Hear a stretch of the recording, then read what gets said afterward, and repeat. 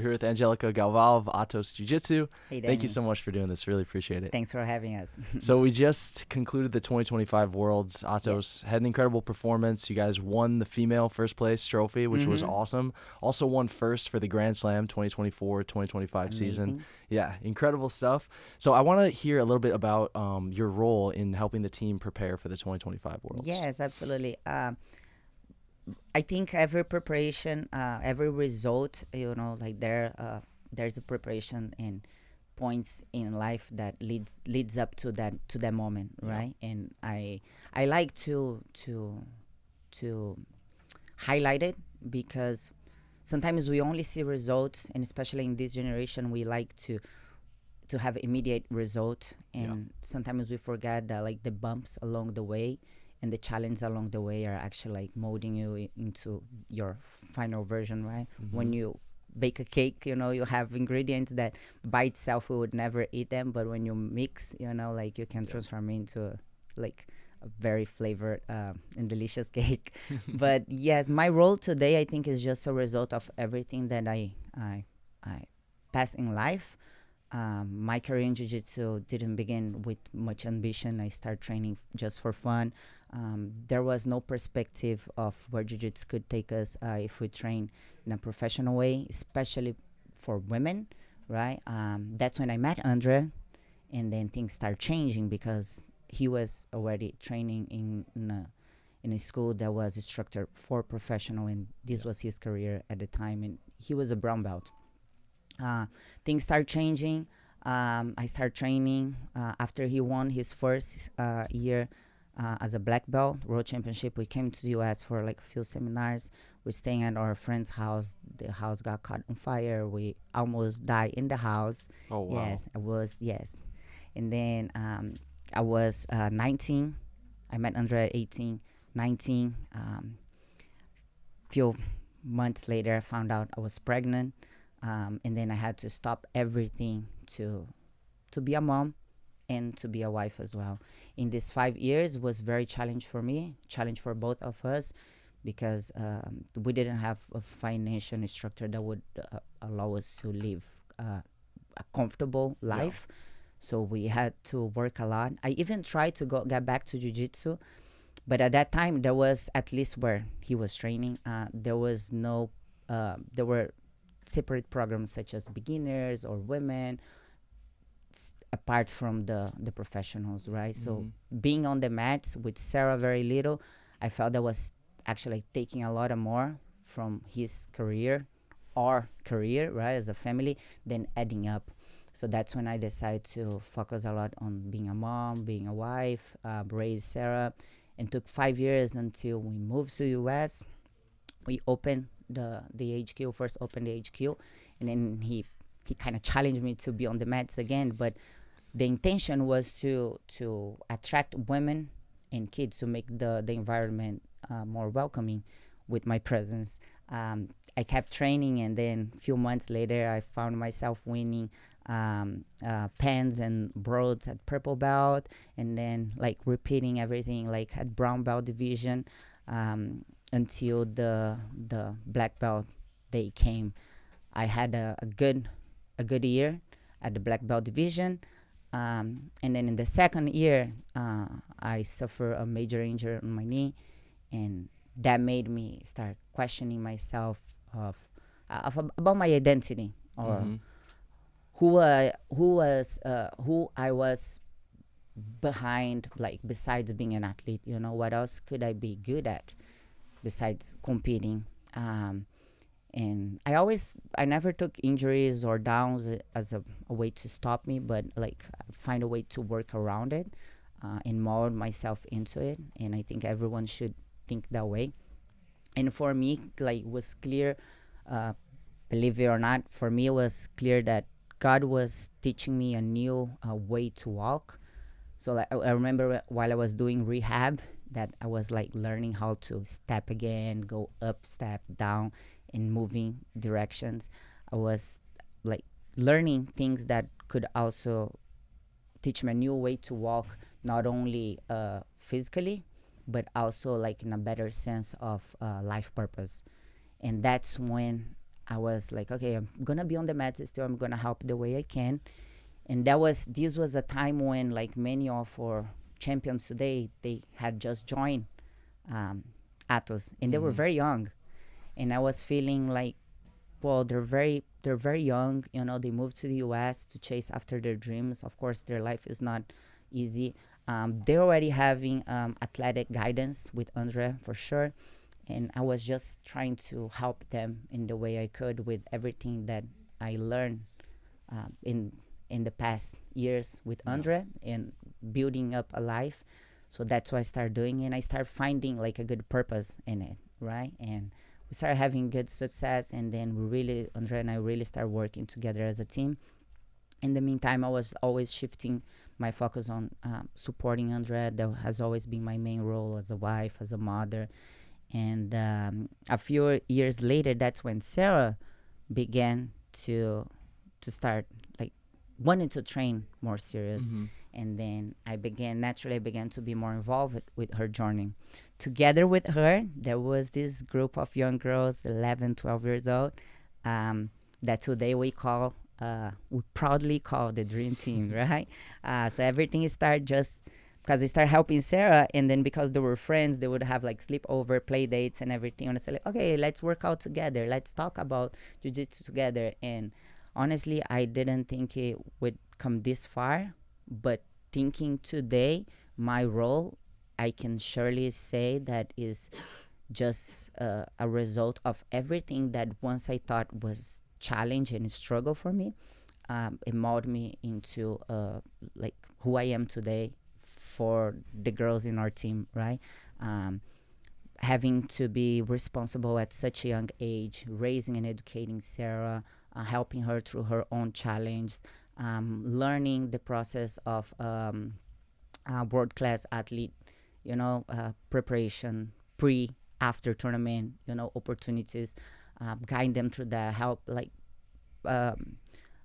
supporting them through ups and downs, injuries, opportunities that comes, being away from distraction. I had to go through all of this, and on top of that, carry myself in a kind of behavior that would add to my reputation to enhance who I am as an athlete, but also give me like a power of voice, not only with the ones around me, but being able to somehow display who they are. And I think that's who I am today. I'm more of a mom, a second mom for them. I don't spend like time on the mats with them, but I'm more of a mentor that walk alongside with them, help them through every step of the way.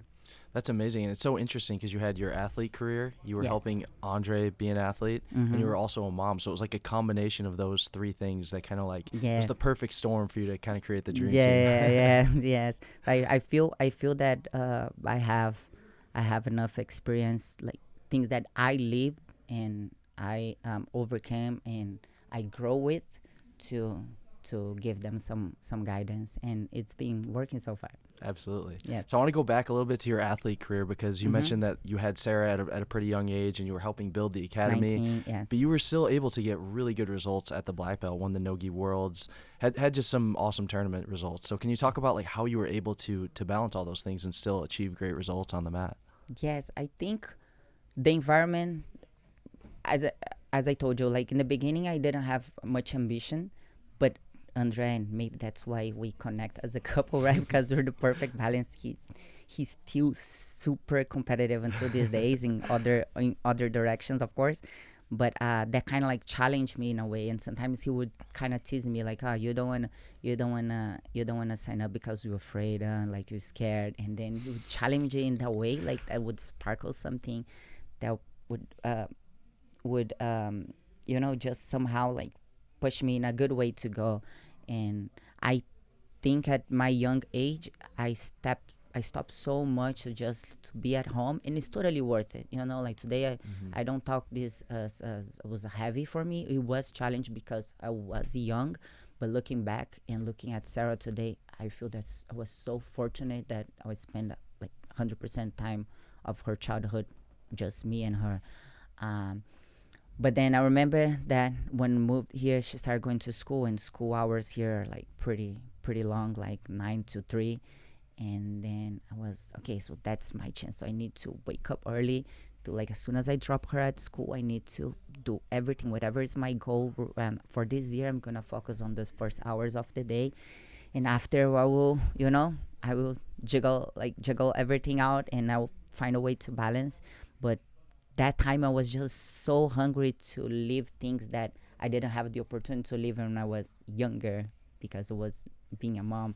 And I remember, and sometimes I would question myself, like, how can I win over competitors that are just training, that they don't have to work, they don't have to like having a husband or like a wife. But then I started shifting the thought that was actually like a plus for me, because my work was actually in the gym, and you never go bad in jiu-jitsu for spending time with jiu-jitsu people or like in a jiu-jitsu environment. And being a wife and being a mom was actually would keep me on track all the time, because I had to be accountable not only for myself. It's hard to be an athlete, when you're alone, like alone in your room when nobody sees, because the life can be pretty boring sometimes. You do the same thing over and over and over again. So you can try to find like outlets when you're alone that you think now nobody's seeing. Like you have to be your own boss and your own servant all the time. And the servant sometimes wants to rest more, but the boss needs to be there. So you need to keep telling yourself what to do all the time and be.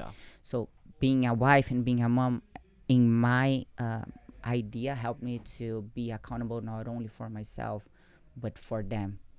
And being accountable for them would keep me on track all the time, because I couldn't go out of track. Like, I had to keep, the goal, the target, very aligned, and being loyal to myself and true to myself all the time.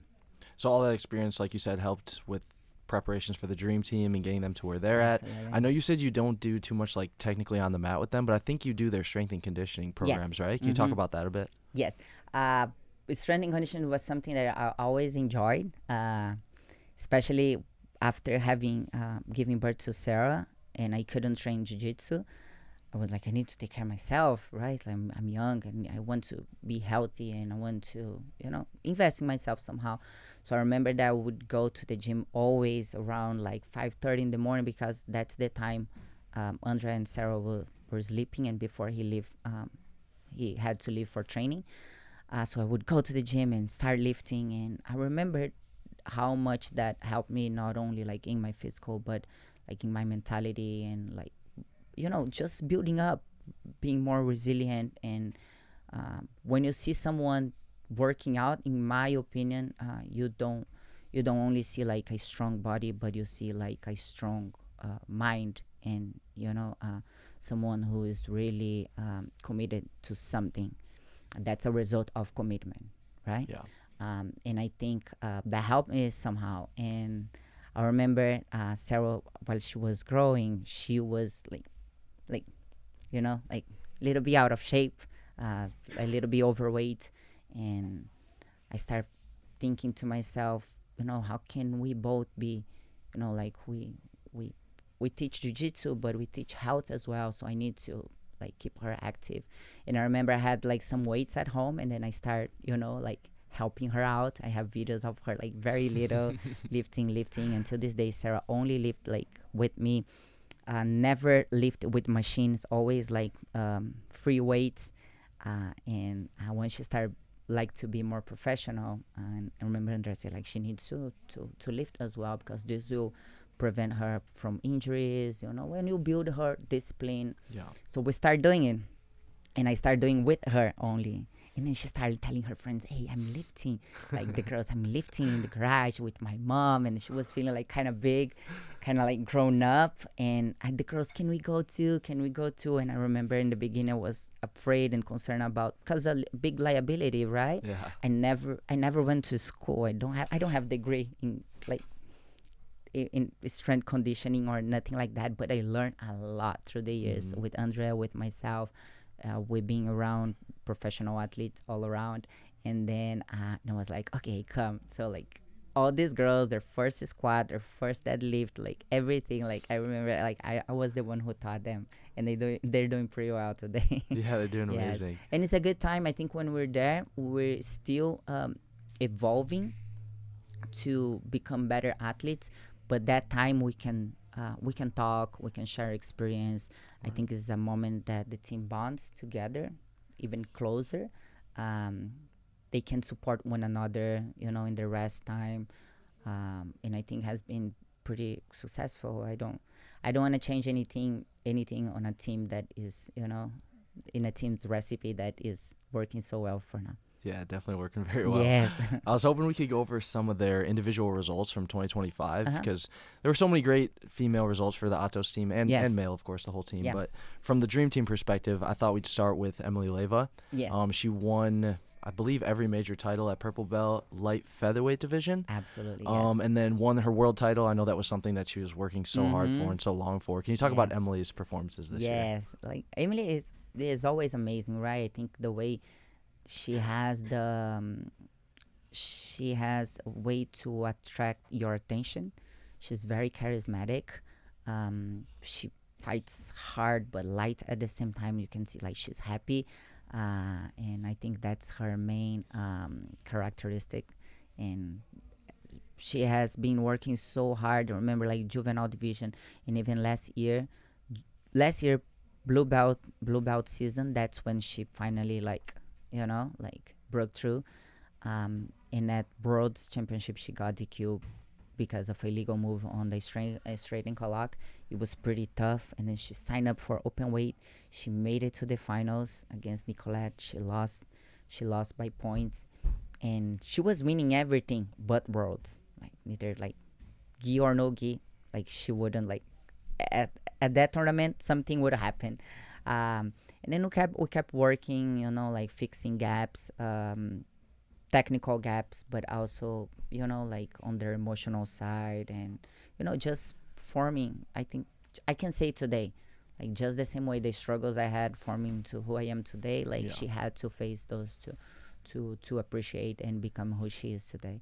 And then she actually won the first world title in December at Nogi Worlds, but not in the gi, right? So in the gi was still like main thing for her, and then she killed it at European. Same thing for Pens, Brazilian nationals, and then Worlds came, and I remember like Worlds always a tough bracket. Um, the girl she had the finals at Europeans, who she was down by points, and then she ended up like getting the submission. She couldn't make Brazilian nationals and Pens because of the injury, but the girl came for Worlds and brought a lot of more emotion to the bracket, and she did amazing. She had like she had a competitive bracket, which I appreciate because gives more value to the victory. But yeah, she finally won it, and she was able through this season to not only display her jiu-jitsu, but with the road to gold that IJJF gave her the opportunity to display her run, not only her matches, but I think everybody was able to see a little bit more of her personality, and she did great. And then she got her brown belt. And she got her brown belt. So yeah, big challenge ahead. So next up, we had Lillian. She Yes. was competing at brown belt this year. Mhm. She has a really interesting and like unique style of jiu-jitsu. She has a Yes. really cool close guard, some Uh-huh. awesome back takes from there. Talk about Lillian just like as an athlete and just what you see for her going forward as a black belt. Yes, Lillian, like she's a study. She's like right now she does school, right? So she had to go back to Canada to fulfill like some hours for her school. But every time when she comes, because right there's not much like training in a competitive way for her, she always comes like with different tricks. So like all the girls are like, okay, Lillian came back, let's see what she has. And then she finds ways to be dangerous in every situation, and I think that's ability that not everybody has. She can be dangerous like even in a bad position, like she was at Europeans. She got a submission in the finals, being down by points, The girl was on her side control. She was on bottom, stuck on bottom.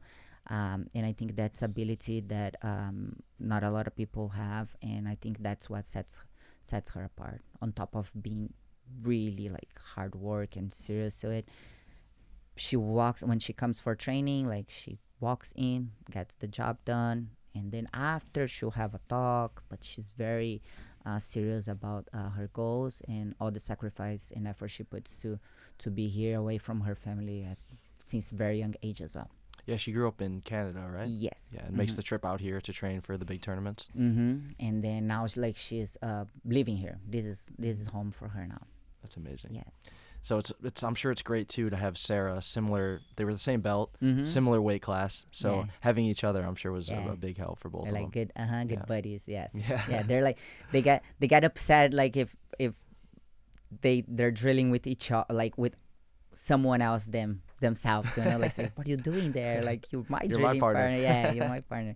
Yeah, they have a really good bond. I confess that, and I spoke to them like up to early purple belt. There were moments that they would like avoid each other, not avoid in not being friends, but because the train between them is really so hard, is so tough that they would just like, okay, let's have one round and then we're done with it, And then it was like, you guys need to train more, like train as much as you can, like really challenge one another, when start molding the training to help, like maybe you guys can mimic, each other's opponent sometimes, and try to evolve from there.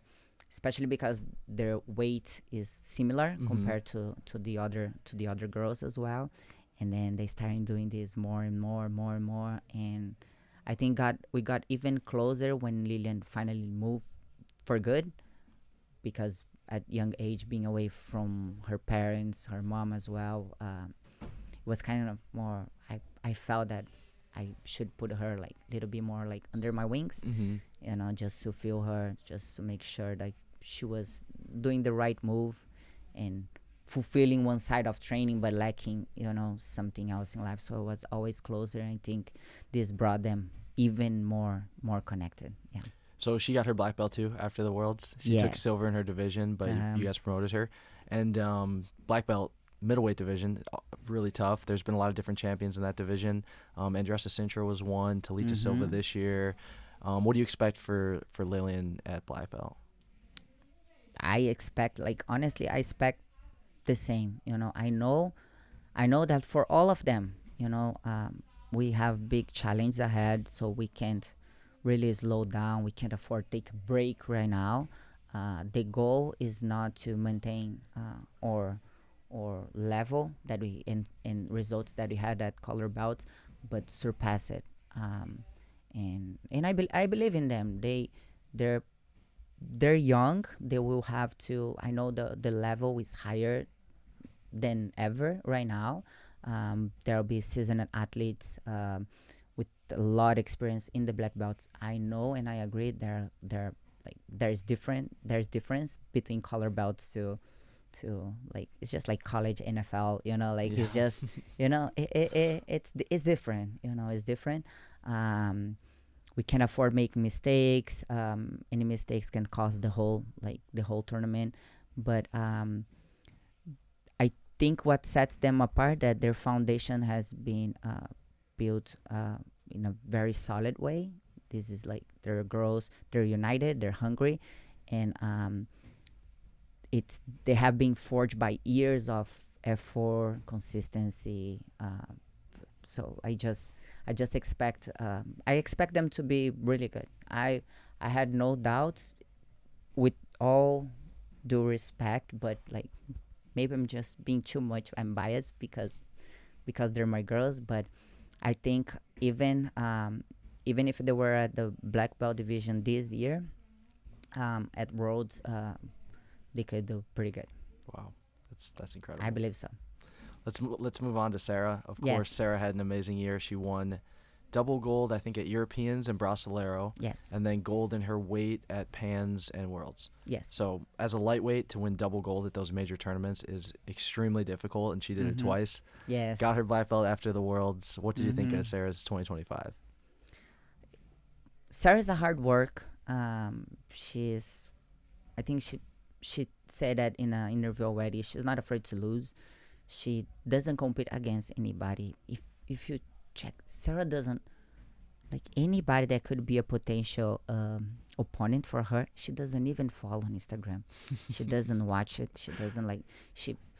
Of course, we study opponents in a way that you need to know a few things so you don't get caught in surprise. But a match is a match, but it's not underestimating or nothing like that. But she focused so much in herself and in things that she needs to do better and think that she can do better, that she doesn't lose her focus. She keeps herself to herself, feet on the ground, thinking high, like she's very ambitious. She's very ambitious. We travel a lot this year. I was just checking.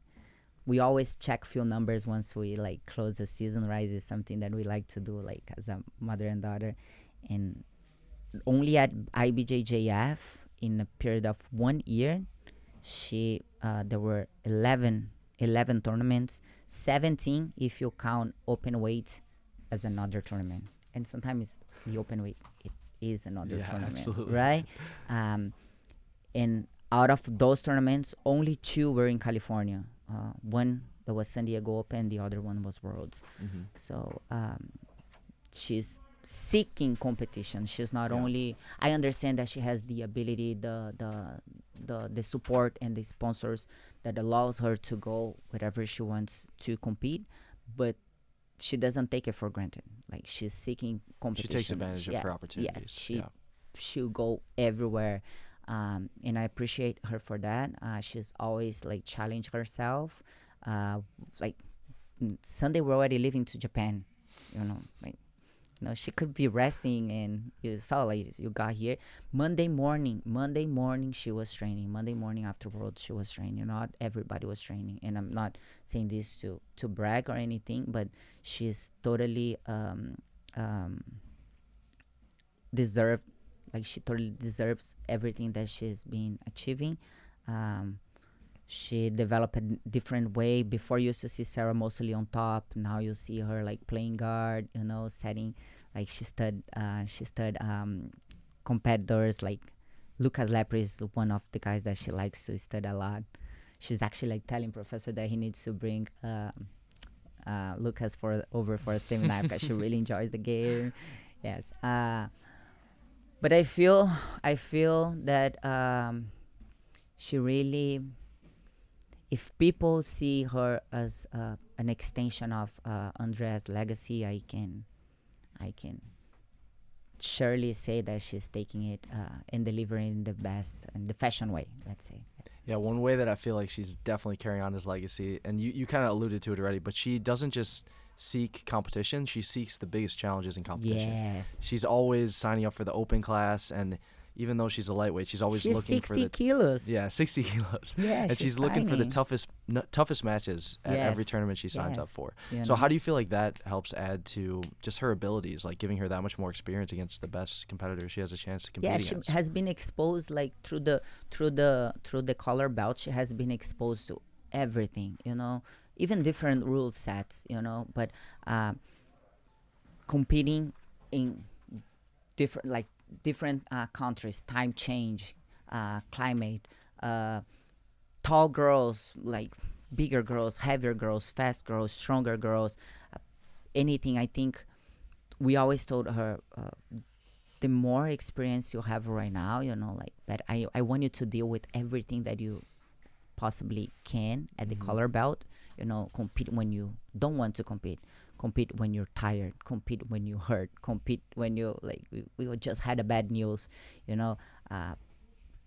compete when the bracket's really tough. I want her to, we as mentors like Andre and I, we want her to have this experience as much as possible in the color belts, to mold her. I don't think the losses that she had, let's say this year, was only in the open class, right? In her division, she won all the matches. I don't think this takes anything away from her, and it's not because I'm her mom, but I can surely say that if it was in our ability, we really expose her. We put her out of her like safe zone. And trust me, as a parent, sometimes it's not easy. Sometimes we want to keep them in the safe zone, not concerned about the result, but more about like it's hard to see your child, like fall on the floor and having to stand up by themselves. But that's why we do jiu-jitsu, and I'm thankful for that, and everything that was in our ability to forge her and to challenge her and put her out of her safe zone during the color bouts, we did. We travel all around the world, juvenile 1, 2, purple and brown, like 4 times around the globe. Like with IBJJF calendar became our family calendar. Her first juvenile 1 and juvenile 1 Europeans and Brazilian nationals was just like she was the only one from the team going as a juvenile. And then eventually like the girls start like coming as well when going around the world. But we have been investing, like even when maybe like most of people thought that didn't make any sense to invest time, and comes with a financial investment as well, to go around it and have as much experience as possible. All the seasons before World Championship, she always end in the ranking as number 1 overall, number 1 in her division, number 1 open class, and I'm really proud of her. Sometimes we see comments that, but that's because she's Andre's daughter. I agree that when she was little and first starting, there was an expectation on her, and because of that, there was probably like cameras on her face, because she was like, her story has been told already through her dad's career. But to keep that going on, it only depend on her. It was up to her to continue that, and she was able to carry all the pressure, and transform that into like a benefit.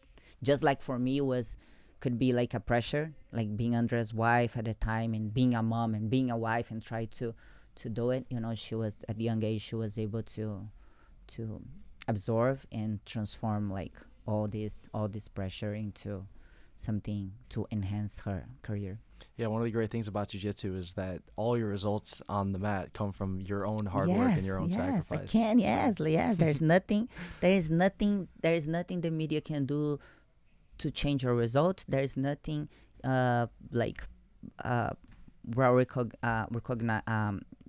world-class parents can do to change your results, because at the time, like, it's you, it's you. Like we saw her getting submitted at Pens and at Worlds, like it doesn't change, it doesn't change. It needs to be up to her. And we saw her at Pens getting submitted, and then at Brazilian Nationals, we saw like a different version, and she was able to, to mold. So I even though it hurt and we didn't want the Worlds to end that way, like, we really fortunate about that, and I'm pretty sure she'll come back stronger. Some of her black belt plans are already set in motion. You said she's traveling to the Asian Open. Yeah, she's gonna have her debut at the Samurai Land. Yeah, can you talk about that and maybe some other plans for black belt for this year? Yes. Japan was always a place that she wanted to go, right? And she's like, oh, I want to go Japan. And but for some reason in the other years, I don't know, like there's some plans that didn't align, that it's a big travel. But then this year's like, I want to go, and I say, okay, let's go. So we're going there. We don't know any of the competitors there, and that's what makes it more excited, because we don't have a way to study them or anything like that. She's planning to do American Nationals after that, but other than that, I would say maybe like Jiu-Jitsu Con. I don't know what the plans are for the end of the year, if there's like super fights, or I know there's the Crown at the end of the year. We have Luisa in the same weight division, but this is totally up to like IBJJF and like their availability as well.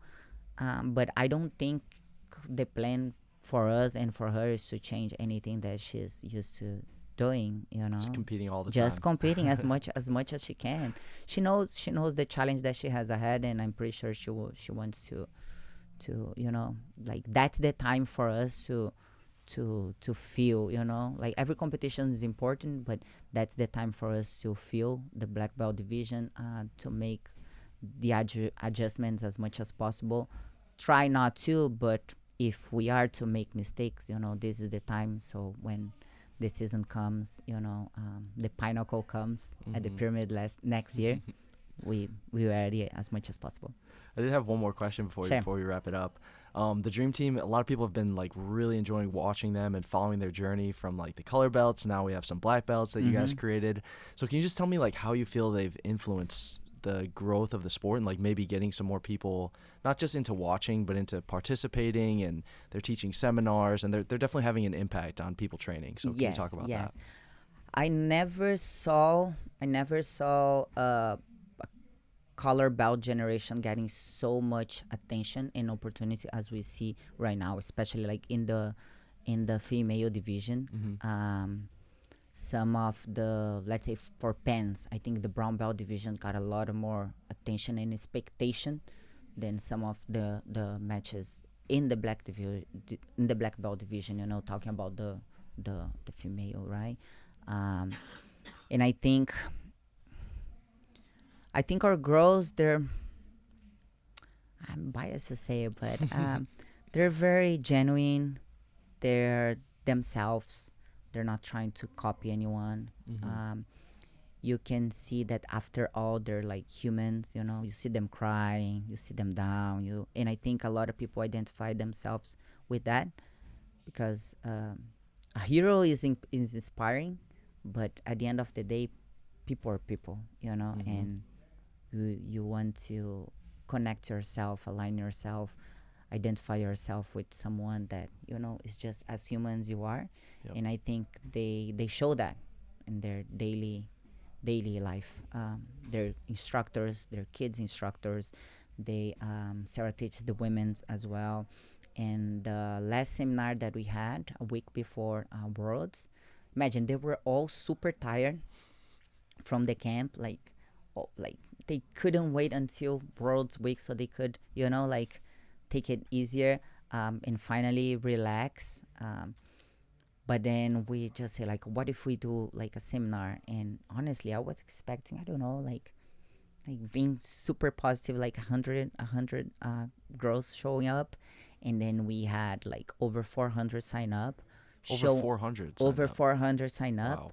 Wow. Attendance, of course, some people didn't make it. Attendance, we had, I would say like 330. Wow, that's incredible. And then we had to end up like splitting in 2 sessions. And as we saw women coming, we saw like women of all ages. So they're not inspiring only young kids and young girls, They're not inspiring only like competitors that aim to be like them. There were grown up like women of all age coming to learn from teenagers. Yes. And that's inspiring, because sometimes as a person, as a human being, you just feel like, oh, what can a kid teach me? Like these girls, like they do braids on their hair, they go and like they have patches matching, they look like kids. Like, what could they teach me? And then I had women of all levels, all ages, traveling from out of the country, traveling from Canada, group of ladies that travel from New Jersey just for the seminar, from Florida, from where else, Myra? We had a lot of Australia. We had people from all over. I understand that we might say, but Worlds is just in California, and that could help, but like that wasn't mainly competitors, that was mostly people that do jiu-jitsu as a lifestyle. And I think that was the most impressive for me. And I knew they were different and inspiring, But when I saw that, it was just like to firm a statement that they are actually different. And Andre, like at Worlds, Andre was busy with something, so he was watching. We were running around like coaching the girls, but because he was busy, he was watching from upstairs in the seats. So he was hired, and then at the end of the day, he say like it's not because they're girls, but when they're fighting, they're different. They're different. And I think I have a lot of more reward, and I'm more passionate about this stage, to celebrate with their growth than if it was like a title of my own. Well, congratulations on all the work you've done with them. It's been amazing to watch like their rise through the color Thank belt you. ranks. Now they're getting their Yeah. black belts. And we're excited not just to see them compete at black belt, but also to see the contributions they make to the community like going Yes, forward. So yes. thank you so much for your time And I today. appreciate Really you guys appreciate it, as well Angelica. for giving us the platform and recognize their work, how serious they are, and giving them the space to show not only their jiu-jitsu but who they are as a person. Amazing. Thanks, Danny. Thank you so much. Thank you.